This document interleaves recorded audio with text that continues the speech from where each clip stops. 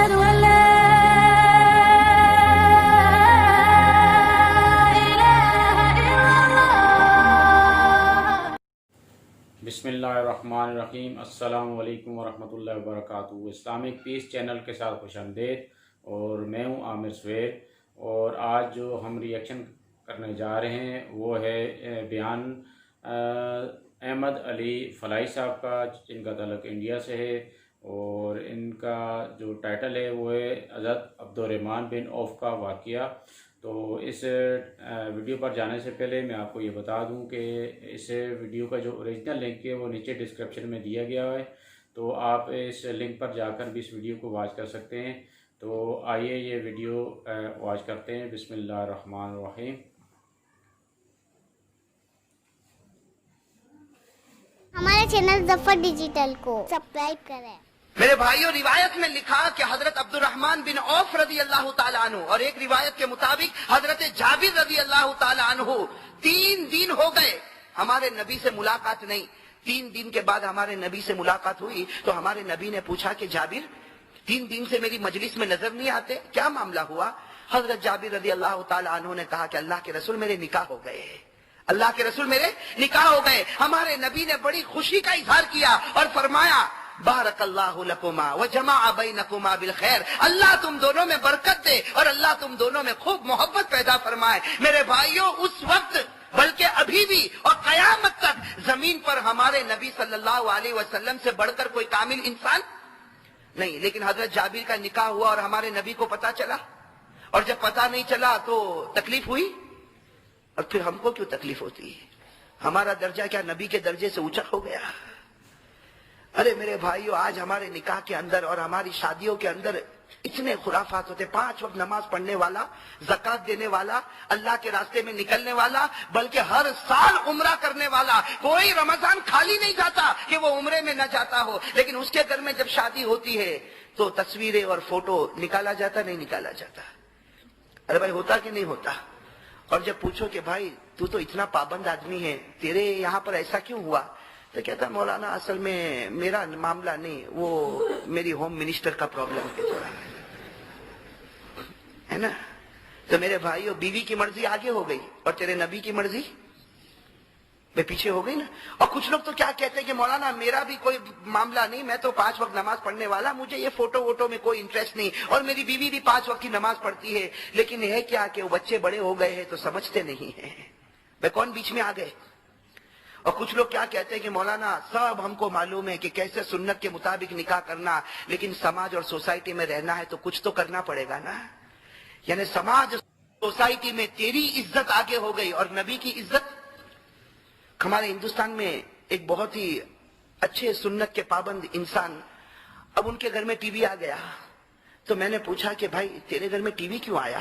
تو 5 وقت کا نمازی، قرآن پڑھنے والا، روزہ رکھنے والا، تیری بیوی بھی پردہ کرنے والی، پھر یہ تیرے گھر میں ٹی وی کیوں آیا؟ میرے بھائیو دیکھو امت کیسے ایکسکیوز اور کیسے بہانے پیش کرتی. پوچھا تیرے گھر میں ٹی وی کیوں آیا؟ تو کیا جواب دیا؟ میں اس لیے یہ کھول کر کہتا ہوں کہ بہت سے پیشنٹ یہاں بھی ایسے بیٹھے ہوں گے. کہا تیرے گھر میں ٹی وی کیوں آیا؟ کہتا مولانا اصل میں ٹی وی کا ہم لوگوں کو شوق نہیں، لیکن ہمارے بچے دوسروں کے گھر میں جا کے ٹی وی دیکھتے ہیں تو سوچا کہ اپنے گھر میں ٹی وی لے کر آ جاؤ. بھائی بچے کہاں جا کر دیکھتے ہیں ٹی وی؟ تو اگر تیری بیوی دوسرے کے گھر میں جاوے تو اس کو بھی اپنے گھر میں لے کر آئے گا؟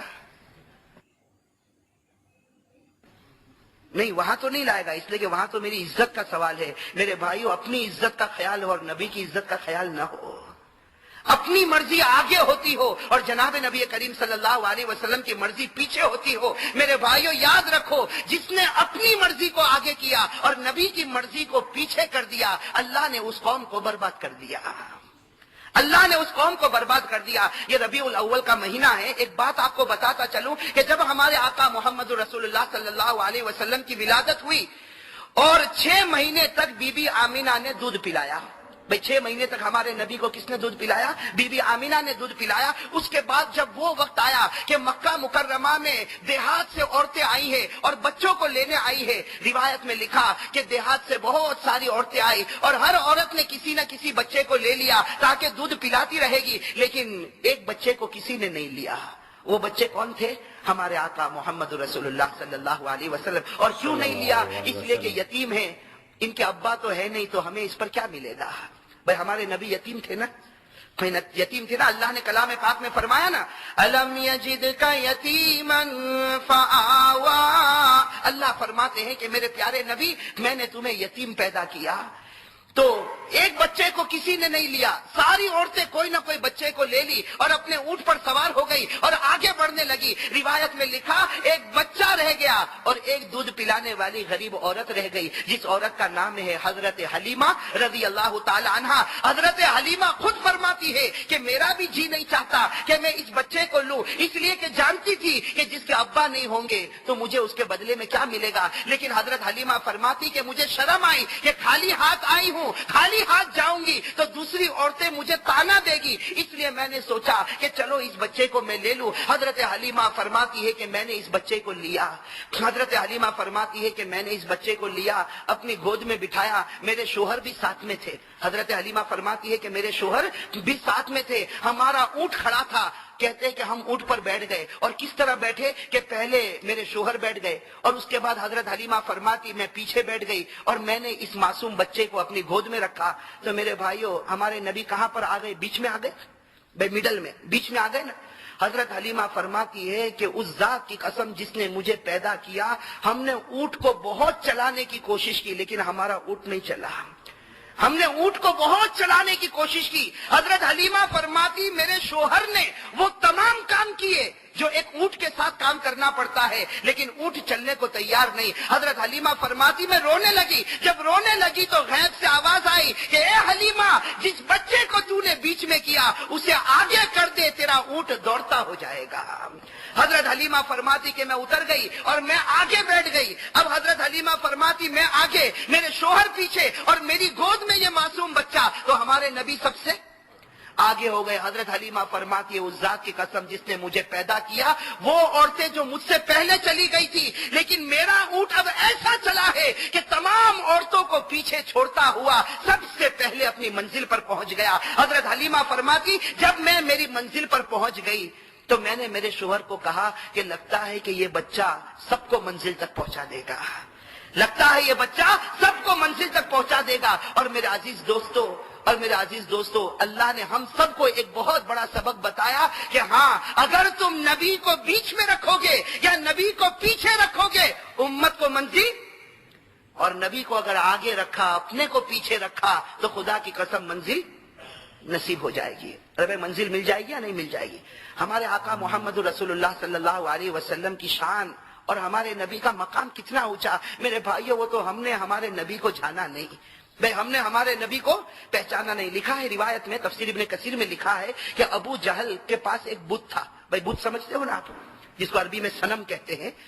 تو ابو جہل کے پاس ایک چھوٹا سا بت تھا، بہت خوبصورت اس نے خود بنایا تھا اور ہمیشہ اس کی عبادت، سفر میں جائے تو اس کی عبادت، حضر میں رہے تو اس کی عبادت. لکھا ہے کہ برسوں سے ابو جہل اس کی عبادت کرتا تھا. کس کی عبادت کرتا؟ اس بت کی. ایک مرتبہ ابو جہل جب مکہ کی گلی میں نکلا تو دیکھا کہ کچھ لوگوں نے ایمان قبول کر لیا اور پھر آگے چلا تو اسے خبر ملی کہ محمد اور ان کے ساتھی صلی اللہ علیہ وسلم ہمارے بتوں کی برائی بیان کرتے ہیں. بس ابو جہل کو بڑا غصہ آیا. بھائی وہ تو عرب کا سردار تھا، امیر تھا.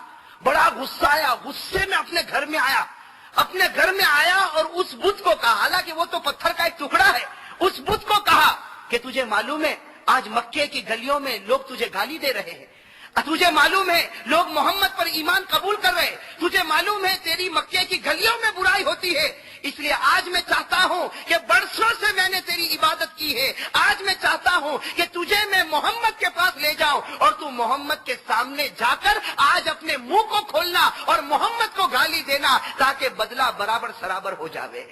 بھائی ابو جہل نے کس کو کہا؟ پتھر کے ٹکڑے کو. بھائی کس کو کہا؟ پتھر کے ٹکڑے کو. میرا عزیز دوستو اب غصہ، پاگل پنا، دیوانہ اب لیا بت کو اور سیدھے ہمارے نبی کے پاس پہنچا. لکھا ہے کہ ہمارے آقا محمد رسول اللہ صلی اللہ علیہ وسلم اپنے گھر میں تشریف فرما، یہ بڑے غصے کے اندر آتا. ہمارے نبی پوچھتے ہیں کہ ابو جہل کو پوچھتے ہیں کہ کیا معاملہ، اتنا غصہ کس بات کا؟ ہمارے نبی پوچھتے ہیں کہ اتنا غصہ کس بات کا؟ تو ابو جہل نے کیا جواب دیا؟ ابو جہل نے کیا جواب دیا؟ ابو جہل نے کہا کہ یہ میں بت کو لے کر آیا ہوں. یہ بت کو میں لے کر آیا اور اس لیے لے کر آیا ہوں تاکہ یہ آج آپ کو گالی دے گا، تاکہ یہ آج آپ کو گالی دے گا، آپ کی برائی بیان کرے گا۔ میرے بھائیوں، روایت میں لکھا کہ ہمارے نبی مسکرائے، بھائی ہمارے نبی مسکرائے، ہمارے نبی مسکرائے اور ابو جہل بڑے غصے میں اس بت کو کہتا جلدی گالی دینا شروع کر، جلدی گالی دینا شروع کر۔ لکھا ہے روایت میں کہ اس بت نے ہلنا شروع کر دیا، بھائی اس بت نے ہلنا، کبھی دائیں طرف جھکا کبھی بائیں طرف جھکا۔ اب ابو جہل جیسے دیکھا وہ بت ناچتا، اس نے بھی ناچنا شروع کر دیا، ابو جہل نے بھی ناچنا شروع کر دیا کہ اب میرا بت بولے گا۔ لکھا ہے کہ تھوڑی دیر میں اس بت کے اندر سے آواز آئی، تو کیا آواز آئی؟ اشہد ان لا الہ الا اللہ واشہد ان محمد رسول اللہ۔ اور پھر کیا کہا اس بت نے، وہ سننا میرے بھائیو، اس بت نے کہا قد افلح من زکا محمدا وقد خاب من دسا محمدا۔ اس بت نے کہا وہ مومن کامیاب ہو گیا جس نے محمد کی پیروی کی، اور وہ ہار گیا جس نے محمد کے دل کو توڑ دیا۔ میرے عزیز دوستو، اب ابو جہل کو بڑا غصہ آیا، اس لیے کہ یہ تو پورا معاملہ الٹا ہو گیا نا۔ ابو جہل کو غصہ آیا، اس بت کو اٹھایا اور اٹھا کے زور سے پٹک دیا، بھائی اپنے ہی خدا کو پٹک دیا نا۔ تو قرآن کریم نے کتنے اچھے انداز میں کہا، قرآن کریم نے کیا کہا؟ ارأیت من اتخذ الہہ ہوا وَأَضَلَّهُ اللَّهُ عَلَىٰ عِلْمٍ۔ اللہ تبارک و تعالیٰ نے فرمایا کہ ارے اس پاگل کو دیکھو، اس نے خدا اس کو بنایا جو اس کی مرضی کے مطابق چلے، بھائی خدا اس کو بنایا جو اس کی مرضی کے مطابق چلے۔ جب تک اس کی مرضی چلتی تھی یہ بت کے سامنے جھکتا تھا، آج اس کی مرضی ختم ہو گئی تو ہمارے چینل ظفر ڈیجیٹل کو سبسکرائب کریں۔ ماشاءاللہ، الحمدللہ، بہت ہی اچھا بیان تھا قاری احمد علی فلاحی صاحب کا، بہت ہی اصلاحی بیان تھا۔ ان کا کہنے کا مقصد یہ تھا کہ ہم نبی کریم صلی اللہ علیہ وسلم کے طریقے کو آگے کریں، اور ہم جو اپنی مرضی ہے اور اپنی دنیا کے جو کام ہم کر رہے ہیں، جس پہ ہم کیا کرتے ہیں کہ حضور پاک صلی اللہ علیہ وسلم کی سنت جو طریقہ ہوتا ہے اس کو ہم پیچھے کر دیتے ہیں۔ تو مین ان کا کہنے کا مقصد یہی تھا کہ بھئی ہم نبی کریم صلی اللہ علیہ وسلم کے سنت عمل کو آگے لے کر چلیں، مطلب وہ ہم کام وہ کریں جس میں آپ صلی اللہ علیہ وسلم کی جو ہے نا سنت عمل ہو، اور آپ اللہ پاک کی اس کے اندر رضا شامل ہو۔ تو انہوں نے حضرت جابر کا واقعہ بیان کیا، اور جس میں روایت میں انہوں نے بتایا کہ حضرت عبدالرحمن بن عوف کا ہے بھی یہ، اور حضرت جابر کا بھی اس میں آتا ہے کہ وہ 3 دن سے آپ صلی اللہ علیہ وسلم کی محفل میں نہیں آئے، اور جب وہ 3 دن کے بعد آپ صلی اللہ علیہ وسلم کی خدمت میں حاضر ہوئے تو آپ صلی اللہ علیہ وسلم نے تو پوچھا کہاں تھے آپ، 3 دن سے آپ ہماری جو ہے نا محفل میں نہیں تھے۔ تو انہوں نے بولا کہ بھائی میں نے نکاح کی ہے نا۔ تو نکاح کے بعد پھر انہوں نے حضور پاک صلی اللہ علیہ وسلم جب یہ خبر سنی کہ بھائی تو انہوں نے نکاح کر لیا، تو آپ صلی اللہ علیہ وسلم نے جو ہے ان کو دعا دی کہ اللہ پاک آپ کو خوش رکھے، اور آپ دونوں میاں بیوی کو خوش رکھے، اور اللہ پاک آپ کے رشتے میں برکت دے۔ مطلب انہوں نے وہ چیز یہ محسوس نہیں کرائی کہ مطلب ہے کہ ان کو نکاح کے اندر بولا نہیں، مطلب ان کو نکاح کی دعوت نہیں کی۔ تو مطلب ان کا کہنے کا مقصد یہ تھا کہ حضور پاک صلی اللہ علیہ وسلم نے ہمیں یہ اس میں باور کرانے کی کوشش کی ہے کہ اس چیز کا جو ہے نا آپ مطلب اگر کوئی آپ کو کسی دعوت میں یا شادی میں یا اس طرح کے نکاح میں اگر نہیں بولتا تو آپ اس چیز کا برا نہ منائیں۔ مطلب نبی کریم صلی اللہ علیہ وسلم کی ذات سے بڑھ کر تو کوئی بڑی ذات نہیں ہے، جب انہوں نے اس چیز کا برا نہیں بنایا تو ہم کون ہوتے ہیں اس کو برا منانے والا۔ اس کے بعد مطلب اصل مقصد یہ تھا کہ مطلب حضور پاک صلی اللہ علیہ وسلم کا طریقے کو ہم نے آگے رکھنا ہے، ہم نے اپنے کام کے لیے جو ہے نا وہ حضور پاک صلی اللہ علیہ وسلم کے جو سنت طریقے کو وہ پیچھے نہیں کرنا ہے۔ اور انہوں نے یہ بھی بتایا کہ وہ قومیں جو ہے نا تباہ ہو جاتی ہیں جو حضور پاک صلی اللہ علیہ وسلم کے طریقوں کو پیچھے کر دیتی ہیں اور خود اپنے طریقے کو آگے کر لیتی ہیں۔ اور بہت سارا انہوں نے یہ بھی بتایا کہ ہم شادی میں تو اپنی مرضی کر رہے ہوتے ہیں، اپنے جو میاں بیوی کے مطابق جو ہے اس مطابق ہم چل رہے ہوتے ہیں، مطلب اچھے بھلا نمازی ہوتا ہے، دین پر چلنے والا ہوتا ہے، لیکن وہ کیا کہتا ہے کہ میرے گھر میں ہوم منسٹر کی چلتی ہے۔ تو مطلب ہے کہ ہم اپنے نبی کے طریقے کو پیچھے کر دیتے ہیں۔ اللہ اور اس کے نبی نے کیا بولا کہ آپ نے شادیوں میں غرفات نہیں کرنی اور آپ نے جو ہے نا فضول خرچیاں نہیں کرنی، لیکن ہم اسی کے اوپر چل رہے ہوتے ہیں۔ اس کے بعد انہوں نے حضرت علیمہ کا واقعہ سنایا کہ کس طرح انہوں نے اونٹنی کے اوپر جو ہے نا حضور پاک صلی اللہ علیہ وسلم کو بیچ میں بٹھا دیا، ان کے شوہر آگے بیٹھ گئے، اور اونٹنی نے مطلب ہے کہ ان کے شوہر نے وہ ہر طریقے کر لیے کہ جس سے اونٹ کو چلایا جاتا ہے، لیکن وہ اونٹ نہیں چلا۔ تو ان کے ذہن میں ایک طریقہ آیا کہ بھئی ان کو جو ہے اس بچے کو ہم جو کہ حضور پاک صلی اللہ علیہ وسلم تھے ان کو جو ہے نا آگے بٹھا دیا، مطلب ہے کہ شوہر کو پیچھے بٹھا دیا، خود وہ آگے بیٹھ گئی اور بچہ آگے چلا گیا۔ مطلب ہے کہ جب وہ بچہ آگے جو ہے بیٹھا تو اونٹ نے جو ہے دوڑ لگا دی، اور وہ جو اس کے جو دوسرے ساتھی تھے وہ جو بہت آگے نکل گئے تھے، وہ اس کو بھی جو ہے نا اس کو جو ہے نا آگے ان کو کراس کر کے آگے نکل گئے۔